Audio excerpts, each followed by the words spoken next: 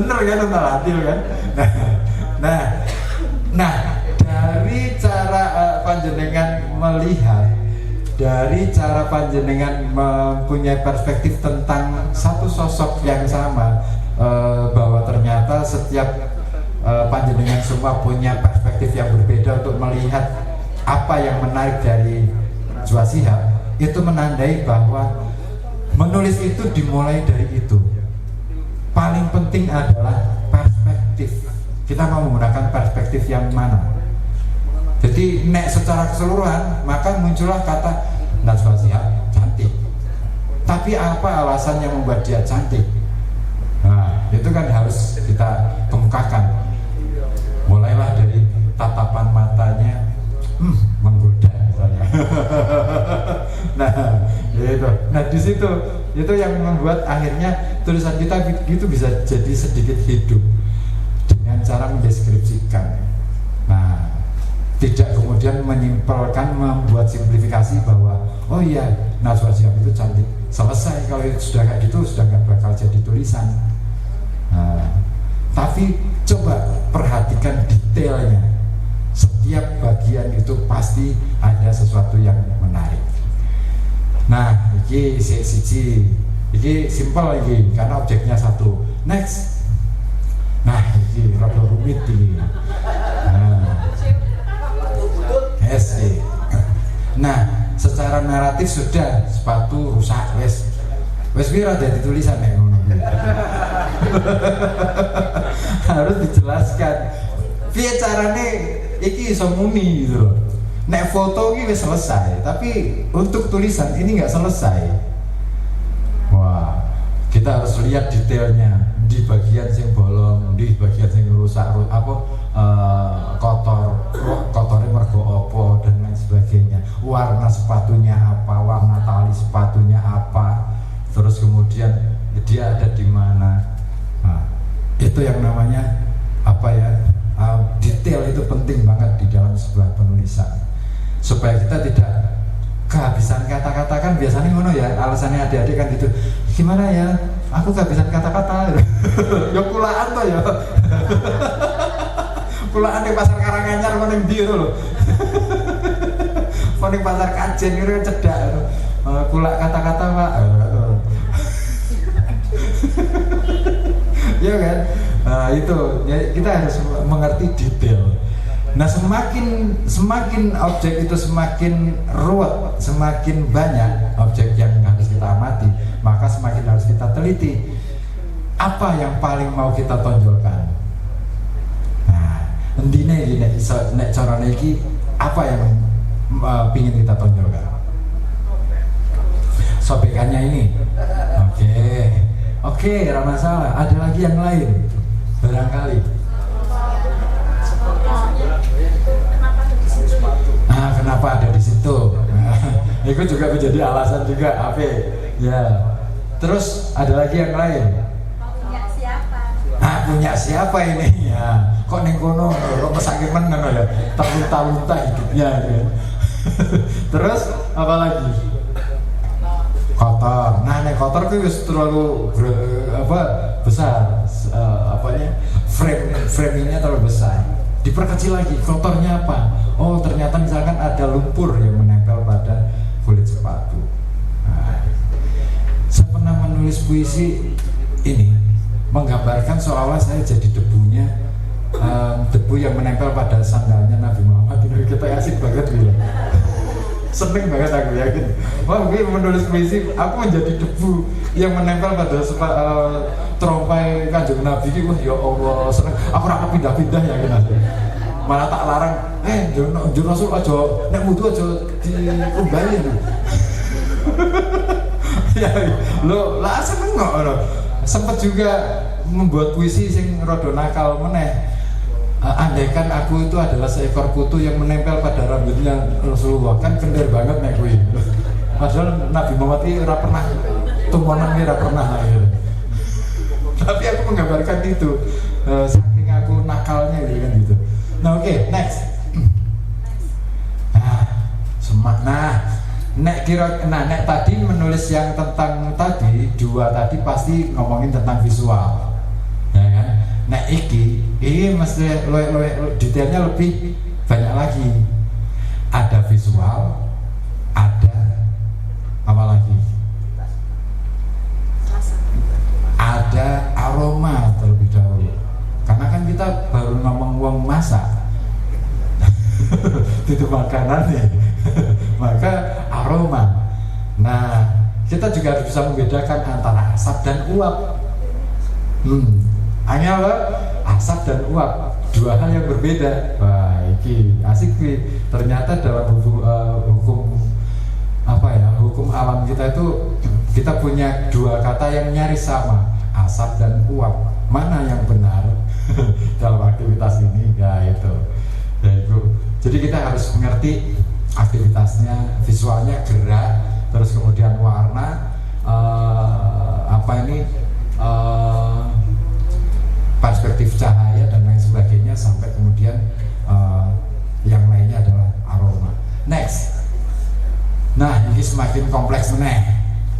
Sangsaya akeh objeknya. Nah, nek nulis dengan objek yang sangat begitu banyak, apa yang mau kita lakukan? Kita harus memilih salah satu. Kita harus memilih pakai salah satu objek. Nah, objek yang menarik menurut Bapak Ibu atau Mas Mbak yang mana? Oke, rata-rata pasti kesini dong. Aku orang. Dalane iki lho goblok. Iya kan? Kita selalu tertipu dengan visual. Iya kan? Kita lupa bahwa apa yang menyebabkan ini seperti ini. Oh, ternyata jalannya bobrok. Nah, itu loh. Iya kan? Nah, kita jangan tertipu sama visual. Jangan terkecoh sama apa yang ditampilkan. Yuk next. Seneng aku menipu. Nah, pada akhirnya ketika kita menulis, sebenarnya kita seperti, ibarat kata kita seperti seorang Gunadarma yang mencoba membangun Candi Borobudur. 100 tahun beliau membangun Candi Borobudur, dan di dalam candi itu kita akan menemukan berbagai naskah yang dipahat dalam bentuk relief. Dia tidak bekerja sendiri, tetapi dia bekerja dengan banyak orang. Tetapi yang paling penting adalah bagaimana kemudian ide itu tersampaikan dengan baik. Nah, supaya apa ide itu bisa tersampaikan dengan baik? Supaya semua yang dikerjakan oleh anak buahnya itu juga dalam pengawasan yang ketat. Nah, tapi dari situ semua, dari cara yang dilakukan oleh Gunadarma, kita bisa mengambil sebuah pelajaran penting bahwa untuk mengerjakan sesuatu yang hasilnya cemerlang, bertahan ratusan tahun, kita harus mengerjakannya dengan sungguh-sungguh. Itu saja sih. Disitulah kita akan menemukan kearifan. Nah, makanya di dalam kearifan itu kita juga akan menemukan kearifan lokal. Next. Nah, ini dia. Kearifan lokal itu kalau dalam bahasa teorinya simpel. Bentuknya adalah pengetahuan, nilai, keterampilan, sumber daya, dan kepercayaan masyarakat lokal. Jadi pengetahuan masa lalu itu menjadi sangat berharga di dalam menuliskan, untuk dituliskan sebagai entah itu karya fiksi ataupun artikel. Saya kerap menuliskan dalam bentuk artikel karena menurut saya untuk menuliskan kearifan lokal ke dalam bentuk fiksi itu butuh energi yang harus lebih, karena kita harus mampu melompat pagar nek perlu. Jadi kan gini, gampangannya gini, cerita fiksi itu membutuhkan energi yang lebih karena gini, ibarat kata ketika kita nonton film Spider-Man. Nah, film Spider-Man itu adalah pseudoscience kalau dalam pandangan sains. Kenapa? Mosok ana wong dicokot onggo-onggo terus jadi Spider-Man bisa muni cet gitu kan, bisa lompat-lompat kan, ketoke wagu banget gitu loh. nggak masuk akal gitu. Tapi itu menjadi termaafkan gitu loh dalam bentuk fiksi, iya kan? Tiba-tiba ada meteor jatuh jret neng Smallville. Terus muncul ada bayi neng kono, logikanya neng di anyar tuh ya meteor ditumpai bayi. Orang ya kan pseudosains banget itu jeder terus diparani karo seorang peternak gitu kan, diasuhlah bayi itu menjadi Superman. Kan gak logis banget. Ini wis mati toh ya kudune remuk meteor kok. Nyatane orang gitu. Jadi tapi kita menerima gitu loh. Konyolnya itu di situ. Nah, itulah energi yang besar dalam menulis fiksi, itu harus mampu membuat orang percaya gitu. Boten setengah mati. Tenang, aku nulis fiksi ini ngos-ngosan. Beda dengan Mas Afio Syahar yang mungkin sudah menjadi kebiasaan menulis fiksi. Saya kalau nulis fiksi itu harus mikir tenanan. Karena cara berpikir saya sudah kadung ini ilmiah, tapi jangan-jangan ya ora sih. Kalau saya itu lebih suka ada cerita apa, saya tulis terus tak kait-kaitkan, tak jahit dengan cara berpikir orang lain gitu, atau misalkan cara berpikir dari filsafatnya siapa gitu. Nah itu menjahit teks-teks yang berserakan, kemudian tak jahit jadi seolah-olah menjadi tulisan yang utuh. Jadi kalau yang dilakukan Pak Ahyar, oke, tapi Pak kurang menarik Pak. Nulis tentang pemilu lagi kurang menarik. Kalau menarik datanya statistik, merasik banget. Itu tulisan kita Pak, pengalaman kita. Nah pengalaman aja. Data statistik itu. Statistik laporan sendiri itu. Itu untuk kalangan sendiri aja. Kurang menarik Pak. Iya. Soalnya data statistik itu banyak merugikan masyarakat. Enggak, maksudnya gini loh. Kayak misalnya gini loh. Kan belum pernah dipikir ya, kayak kemarin kan ada ini yang lagi rame itu kan isunya kan nanti pembelian BBM itu kan harus yang mobil seminggu sekali. Sangke nopong bensin akeh. Dhewe iso tuku ning kene ning pom bensin Kajen dina iki, rong dina ngarep pindah ngene Kedunguni. Pokonangan. Ya kan, terus ngene wae gampang aja. Kita dhewe ra mungkin yang dinti tuku ning ngene pom bensin yang sama. Hari ini kita beli pagi-pagi sing jaga si A. Sesuk sing jaga si B. Masih ra bakal konangan. Ya kan, artinya ini metodenya bagaimana gitu. Itu kan hitungan-hitungan yang berdasarkan statistika, temuan dari statistika. Rasionya adalah kan gitu, rasionalnya adalah seminggu sekali. Nah problemnya adalah mekanismenya bagaimana. Nah itu saya ngurung dipikir ke. Nah ini gue PR para kementerian. Oke. Nah itu saya kira itu. Jadi kalau kita mau bicara tentang pengetahuan lokal, banyak banget pengetahuan lokal, nilai-nilai. Contoh sing sederhana, wong Pekalongan kuwi duwe satu kosakata sing khas banget, palango. Palango. Palango digawe gini, palango.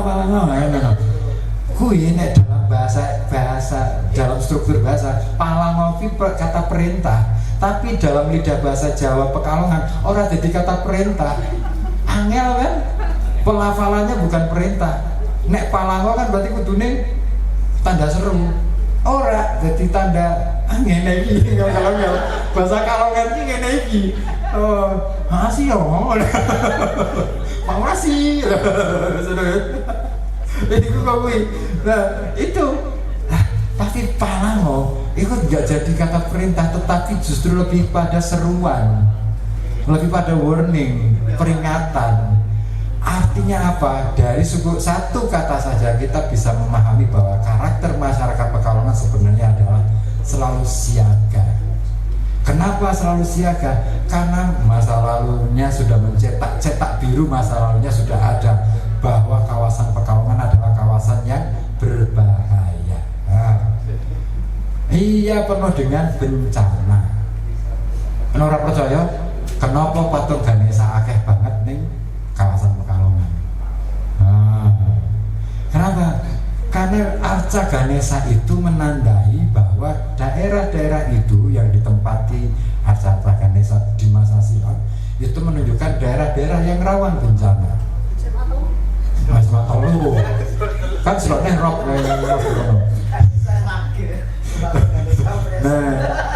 Nah, satu alumni. Nah, kenapa itu arca Ganesha itu adalah doa yang diwujudkan dalam bentuk benda. Bapak Ibu pasti pernah dengar cerita tentang asal usul Ganesha. Ganesha itu biyen ki wajahnya ganteng, ora kaya ngono kuwi. Dadi biyen ki ora gajah, ora iki dudu partai ya. Nek muni gajah aman ya. Angel saiki iki. Angel lagi. Wah, nyebutke angel. Nah, Sirai ini mau niki manusia biasa, tetapi dalam sebuah konflik tiba-tiba dia kepalanya dipenggal, terpenggal, enggak sengaja dipenggal gitu kan. Saking marahnya Siwa pada waktu itu, bapaknya kan Siwa. Nah kemudian oleh ibunya digugatlah bapaknya. Kowe wis mateni anakmu dhewe, saiki piye carane anakmu balik kene? Urip kaya mau nih, digoleki ndase ora temu, mungkin wis diarani kucing ora ono kaya pindang ngono. Nah, ora ketemu bar ngono, akhirnya wis sak ketemu nih gajah wae lah. Akhirnya gajah itu yang kemudian diambil kepalanya, ditaruhlah di kepala si Ganesha itu tadi. Nah, akhirnya Ganesha itu menjadi sebuah sesaji atau sebuah doa yang diwujudkan dalam bentuk patung itu untuk mengingatkan pada Siwa, gue aja macam-macam, karena Siwa itu dewa penghancur. Paham ya? Jadi nek mengenai bencana ning daerah kono, loh anak-anakku ning kono kan isin to ya. Aku wis tau kedosan karo anakku nabi lho. Nah, itu kono kuwi. Itu doanya orang-orang zaman dulu ini ngono kuwi. Asik toh, cerdas. Jadi doa itu tidak hanya berupa kata-kata, bisa menjadi sebuah perwujudan fisik gitu. Sama dengan menyan itu lokalitas kita ya. Kalau diteliti lagi menyan, saya itu pernah ya mencoba untuk meriset. Jadi bakar menyan nih sebelahnya itu ada tong sampah yang sudah bau banget. Ternyata itu efektif banget untuk meredam aroma sampah. Nah, ora ngerti, mungkin kudu diteliti secara kimianya.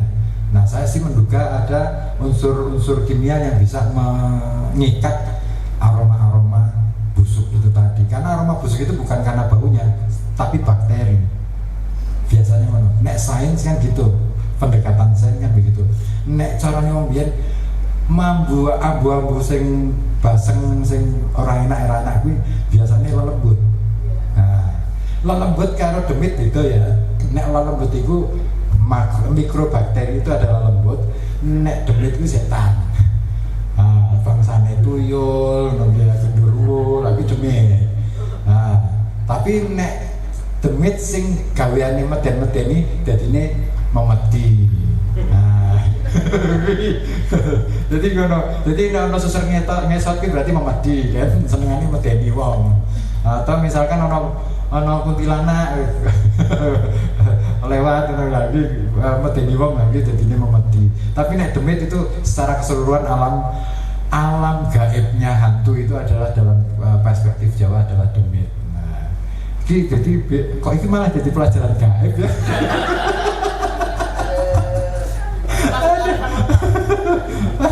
Aduh, ya wes ngono lah. Jadi inilah kekayaan kita, dan saya kira sangat menarik untuk kita ulik lagi lebih dalam, syukur-syukur menjadi spirit dalam menulis. menulis. Saya banyak menulis tentang kearifan lokal, tapi ternyata di Pekalongan ini masih banyak kekayaan kearifan lokal yang belum tergali. Hal yang paling sederhana misalkan nama desa, wah itu kekayaan yang sangat-sangat sangat-sangat harus kita cari tahu apa sih makna dibalik setiap nama itu. Gitu. Saya kira itu. Matur nuwun. Assalamualaikum warahmatullahi wabarakatuh.